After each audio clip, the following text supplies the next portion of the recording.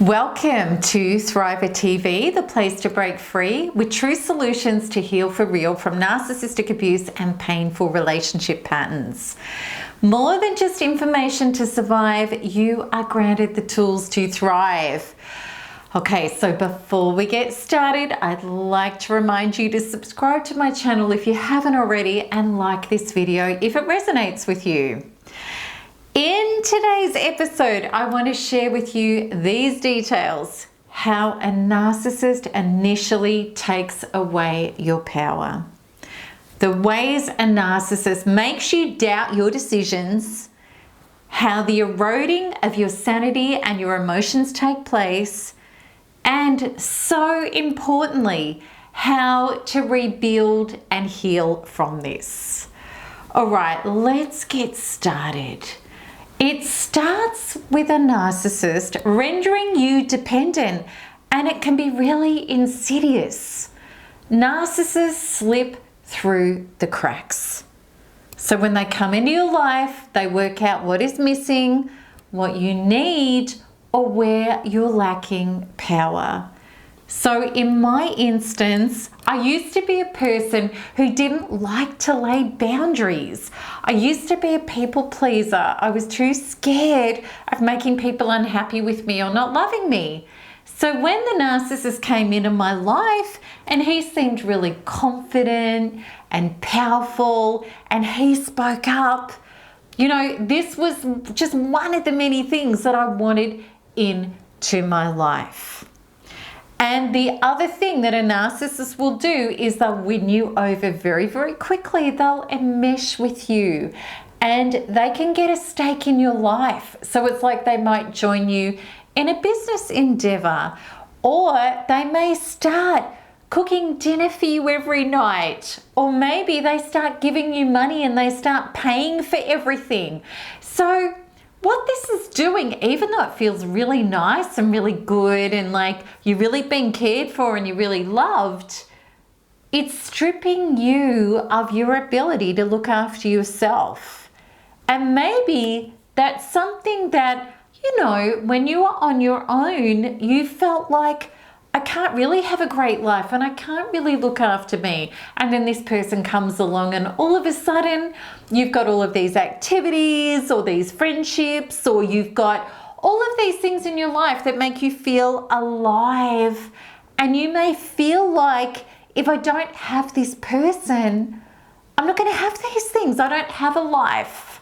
So you can see how it's really important that we do need to feel whole and happy. Now, what happens is a narcissist from that point, after they can come into your life and either, you know, unconsciously or consciously, you feel really dependent on this person. You can't imagine life without them, or you can't imagine making it without them. Then this person is going to start monopolizing your thinking, how you think. They're going to start brokering deals for their benefit. So it's going to feel off. They're going to say things or want things, and it's like, oh, that doesn't quite feel right. But then you feel that they're getting angry, or they're pulling away if you don't agree with them, or they're getting anxious. And then you find yourself acquiescing. You find yourself keeping the peace. And at first it's really subtle. And this person is wanting power and control over you and your resources. And then as time goes on, it gets awful for you. Shocking. I went through this, and I know that you went through this. When you start speaking up, or you try to pull back some power, rights, and ground your needs, you're going to be told you're wrong. So your ideas about what you want for you or your independence, you may be told you're selfish, that you don't love this person, that you're not considerate, that they would only be in a relationship with somebody who was A, B, C, and D, and you're not A, B, C, and D. So you're going to start getting accused of being uncaring, unloving, selfish, whatever it is. And facts are twisted and turned. You're getting gaslighted. You could be being lied to, point blank. They may say things to you like, I spoke to so-and-so today and they've told me things about you. Or, you know, when I talk to the guys or the girls at work, they say, my partner isn't like that, my partner. So you're going to start feeling like you're off center, that you're wrong, something's not right, but you can't put your finger on it. It's so confusing. Then what happens? So this is you starting to question your thinking at this stage. Then your self-esteem is going to get attacked. At the start, the narcissist was working out what you wanted to feel more whole. So it could have been attention, it could have been sex, it could have been somebody listening to you, it could have been somebody who isn't jealous, who gives you space. So all of those things at the start were so attractive. Now they're going to be spun. What was offered is withdrawn. They're going to start soul assaulting you. If you were connected to this person because you felt heard and listened to and held, you're going to start getting the exact opposite. If you got with this person because they weren't jealous, they weren't accusatory, they gave you space, now they're going to start questioning you and accusing you of things. So what was becomes undone really badly.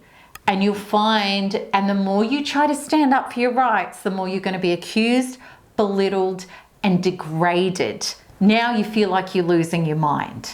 But what's really happening is you're losing your center, you're losing your compass, you're losing your self-esteem.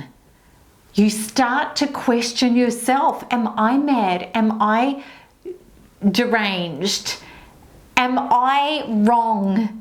And the narcissist will tell you that you are, and you'd be isolated at this point because it's very hard to be around other people when you're so stripped of self and you're so disjointed and nobody can understand what you're going through. And maybe you're trying to keep up the image that I'm in this great, wonderful relationship, because maybe you've struggled in relationships before. You thought this was the one. Everybody was a little bit sus. They didn't quite know whether you had it right. And you want to pretend things are right, but you know it's not right. So you're going through so much shame and pain and confusion.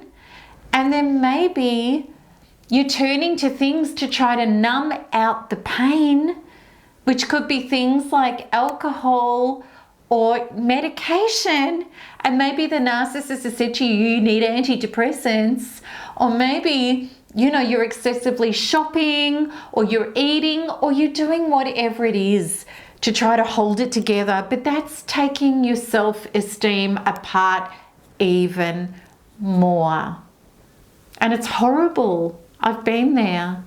You know, I remember in those really critical end game stages with a narcissist, I was so hooked and addicted that anything from him was like me sniffing up the crumbs of a drug off the floor.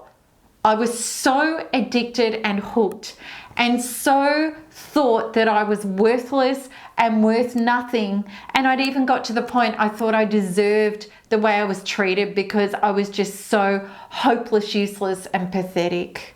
So I know from the bottom of my heart how shocking and terrible this can feel.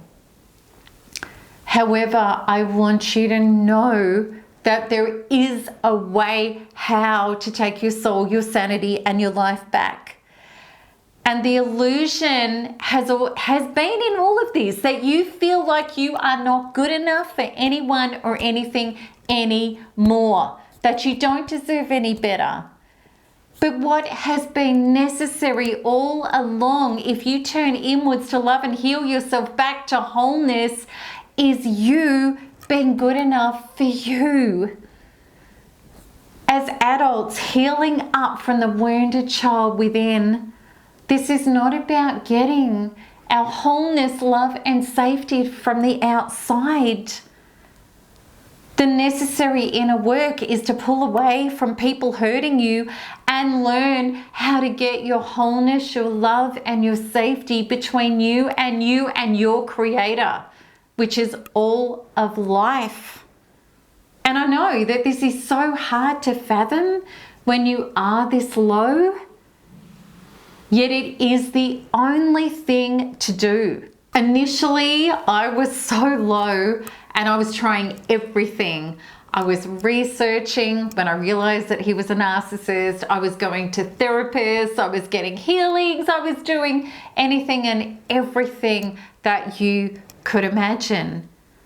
But the thing is, all of those things were about trying to manage this incredible breakdown trauma that I was in. And what I did discover was a way to actually be able to turn inward, self-partner, and for real, heal myself back to wholeness. So that I was never again dependent on a narcissist. I was connected to true source, as a source to myself, empowered enough to say, enough, no more, no more. And I can now create my own amazing life and connect to healthy people. Because that's how we have to be. We have to be at that level. To not fall into that first trap of having a dependency being created with somebody who does not have our best interests at heart.